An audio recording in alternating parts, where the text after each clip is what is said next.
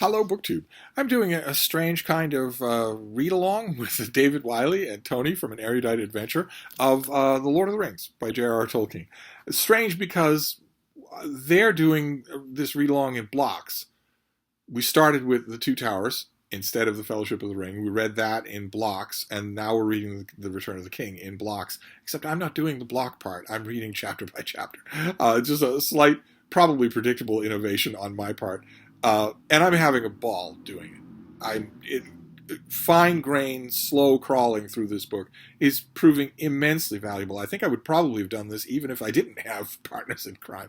And we are in The Return of the King, and we have just finished with one half of that book. The first half of that book is a battlefield.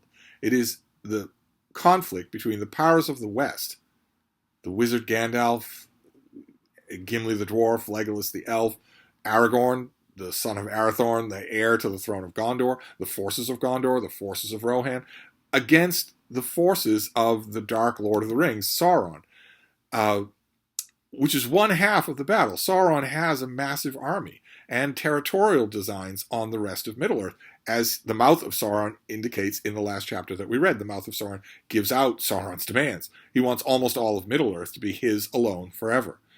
And even the parts that are farther away, they don't get to have weapons. They must take a vow never to rebel against him in secret or in the open. And it's expected that his domain would extend all the way to the Havens, to Círdan the Shipwright. It would be total defeat, but of a military kind, with provosts and citadels and whatnot. There's also another battle going on, which involves the One Ring, an artifact that Sauron crafted thousands of years ago, and into which he poured a huge amount of his sorcerous ability. The ring dominates, it controls, and if he gets it back, then his victory will be absolutely complete. There will be a darkness with no dawn. And all the heroes know that. And they don't have the ring. Sauron thinks they do, but they don't.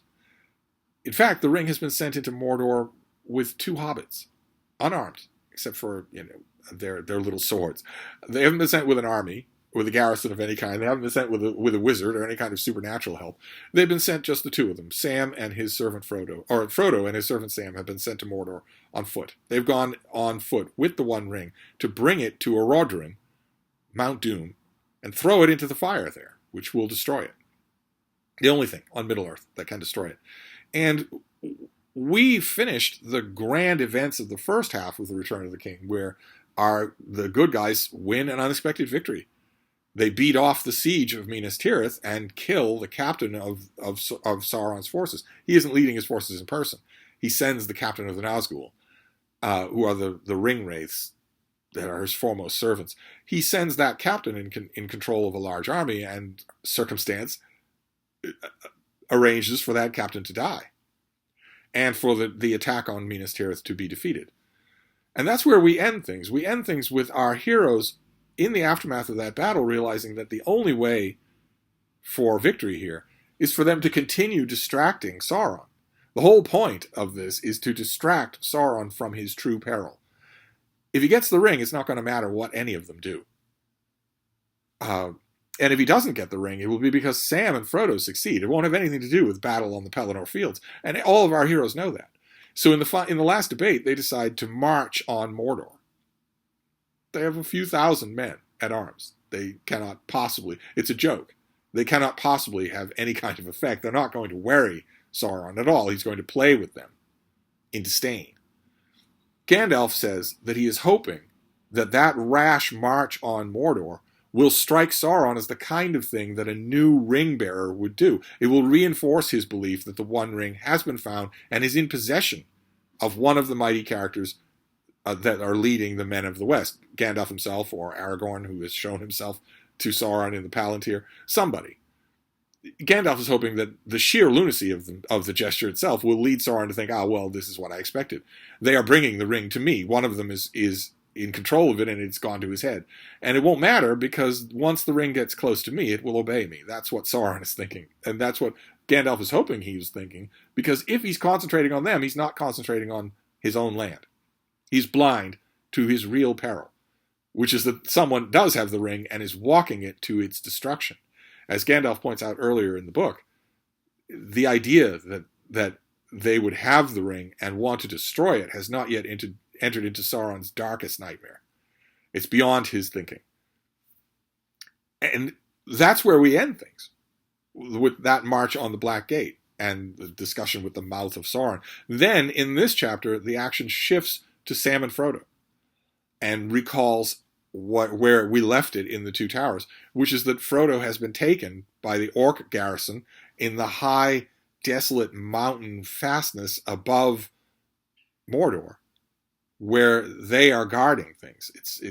These high passes, for time immemorial, were guarded mostly by Shelob, a giant, horrifying, spider-like creature who Sam manages to wound in the Two Towers, so that she is withdrawn from the action. She's still alive. He hears her bubbling in this part of Return of the King, but she's not active anymore. She's not looking for vengeance. So it's only orcs up there that he and Frodo have to deal with. And Sam has to find Frodo. He has hidden himself from the orcs until now because he has put the One Ring on, which makes the bearer invisible. But once he crosses the border into Mordor, officially, he's only 10 feet or 20 feet away. It's not like a line on a map should make that much of a difference. But in Tolkien's world, it does. And once he passes into Mordor, because Sam is carrying the One Ring, he takes it off Frodo's unconscious body when he thinks Frodo is dead. It turns out Frodo's not dead, but it's just as well that he did that. Otherwise, the orcs would have found it. And it would be in Sauron's hand, and victory would be, the book would be over in the worst possible way. Instead, Sam is temporarily a ring bearer. And he puts the ring on solely out of necessity to hide from orcs who would otherwise find and kill him. But once he passes into Mordor, once he makes his way a little bit closer and actually passes into the territory of Mordor, not only is the ring more insistent that he put it on, but he is more aware of the fact that he really shouldn't do that. The reason why the ring is insistent is because it wants Sauron to find it. It wants to get back to Sauron. And Sam intuits that anyone wearing the ring in Mordor, in the borders of Mordor, would be instantly aware, Sauron would be instantly aware of them. So he doesn't put it on, but he is tempted. In one of the best scenes in the whole book, he is tempted. This is Sam thinking this. His thought turned to the ring, but there was no comfort there, only dread and danger. No sooner had he come in sight of Mount Doom, burning far away, than he was aware of a change in his burden. As it drew near the great furnace where, in the deeps of time, it had been shaped and forged, the ring's power grew, and it became more fell, untamable save by some mighty will. As Sam stood there, even though the ring was not on him, but hanging by its chain around his neck, he felt himself enlarged, as if he were robed in huge, distorted shadow of himself. A vast and ominous threat halted upon the walls of Mordor. He felt that he had from now on only two choices: to forbear the ring, though it would torment him, or to claim it, and challenge the power that sat in the dark hold beyond the Valley of Shadows. Already the ring tempted him, gnawing at his will and reason. Wild fantasies arose in his mind, and he saw Samwise the Strong, hero of the age, striding with a flaming sword across the darkened land, and armies flocking to his call as he marched to overthrow of Barad-dûr. He's picturing himself as a hero. The ring is playing on him. And then all the clouds rolled away, and the white sun shone, and at his command the vale of Gorgoroth became a garden of flowers and trees, and brought forth fruit. He had only to put on the ring and claim it for his own, and all this could be. That is not Sam thinking. That is the ring. The ring is putting these fantasies in his mind in order to tempt him. Once he puts it on, the ring is back to its master. Sam can't possibly contend with Sauron, and he knows it. His good old-fashioned hobbit common sense reasserts itself. In that hour of trial, it was the love of his master that helped him most to hold him firm, but also deep down in him lived still unconquered his plain hobbit sense. He knew in the core of his heart that he was not large enough to bear such a burden, even if such visions were not a mere cheat to betray him. The one small garden of a free gardener was all his need and due. The one small garden of a free gardener was all his need and due. And so he resists. And he encounters, as he's making his way further and further into Mordor in order to find Frodo, he encounters a thing called the Two Watchers that appear to be immobile. They're sort of living carved creatures. We're told that they were like great figures seated upon thrones, Each had 3 joined bodies and 3 heads facing outward and inward and across the gateway. Their heads had vulture faces, and on their great knees were laid claw-like hands. They seemed to be carved out of huge blocks of stone, immovable, and yet they were aware. Some dreadful spirit of evil vigilance abode in them. They knew an enemy. Visible or invisible, none could pass unheeded. They would forbid his entry or his escape. And Sam uses the file of Galadriel to get past them. It's kind of an oppressive force field. And when he uses the file, the force field lifts and he can go through it. And they're aware. The Watchers are aware of what's going on. He finds Frodo. By sheer luck, the 2 groups of orcs have fallen out with each other and are fighting each other, just like we saw in the 2 towers. And they slaughter each other, basically. Sam couldn't fight them all. And he can't put the ring on anymore. He can't hide from them. It's sheer luck that he manages to find Frodo all but unguarded because these bumbling Keystone Cop orcs have managed to kill themselves and left Frodo alive, naked, unharmed, and alone. So Sam finds him and wakes him up, brings him back to himself, and tells him, we've got to keep going. And Frodo immediately says, well, what would be the point? All hope is lost. And Sam shows him, I have the ring. All hope is not lost. Our quest is still alive.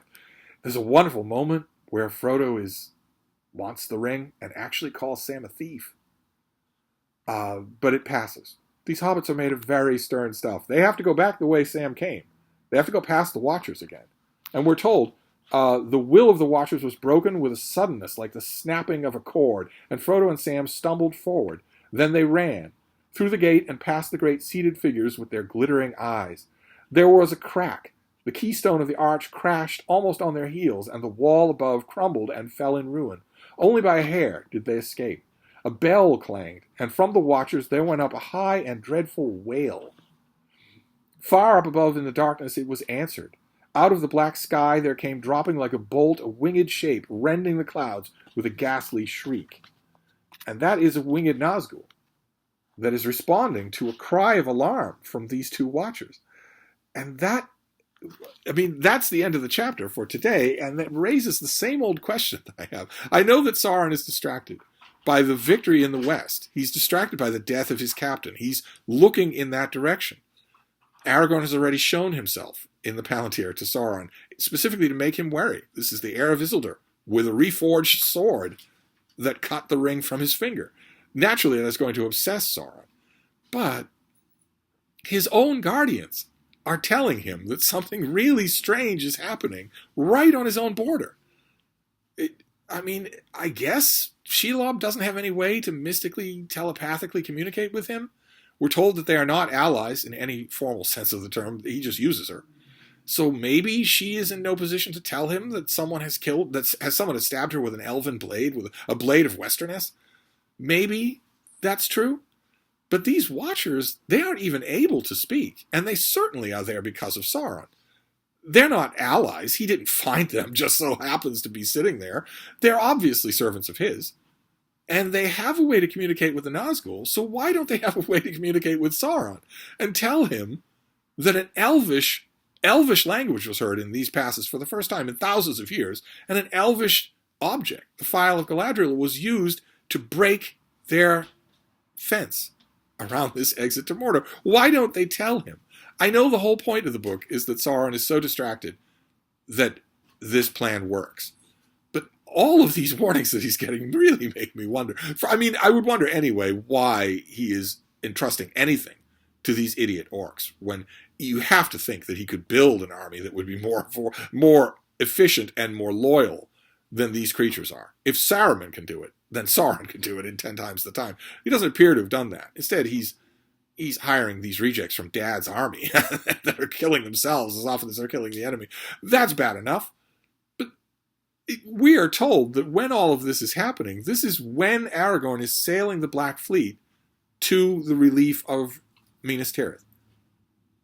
So some of this is happening before the Witch King of Angmar is killed on the Pelennor Field. Some of this, in other words, is when Sauron could pay attention to it. When he's not so totally absorbed in what's happening, he could... Who's my own little watcher? Who's you, baby? Who's squeak? That's my I won't block the beam here. Do you want to get down? Is that what you're doing here? Down you go. Ooh, fetal yoga. For those of you connoisseurs out there, we've got fetal yoga. I'm almost done anyway, so we've got to go for a nice stroll in the sunlight. That's my only complaint here, and it's a minor one. This is so good. Watching Sam overcome that temptation is just so thrilling every time. It seems to me that Tolkien, this would have been more believable. This particular chapter would have been more believable if those Watchers hadn't been there. Chapter would work just fine. Anyway, you could say that the vigilance here was down to Shelob and these orcs. Shelob is out of the picture and the orcs are killing themselves. You don't need to add anything extra. And the more you add, especially if it can speak with the Nazgul, the more unbelievable it is that Sauron does not say, well, I am concentrating on the Pelennor field, sure, but all of my guardians that I put there for this reason are telling me that I should devote a lot of attention, I should turn my eye to these passes, which would be, there'd be instant detection if he did so. He would notice Sam and Frodo immediately. But apparently not. He doesn't apparently do that. And our heroes get away. And we are going to follow them for the rest of the book. So we'll tune in next time for the rest of Lord of the Rings. I will see you then. Thank you, Book 2.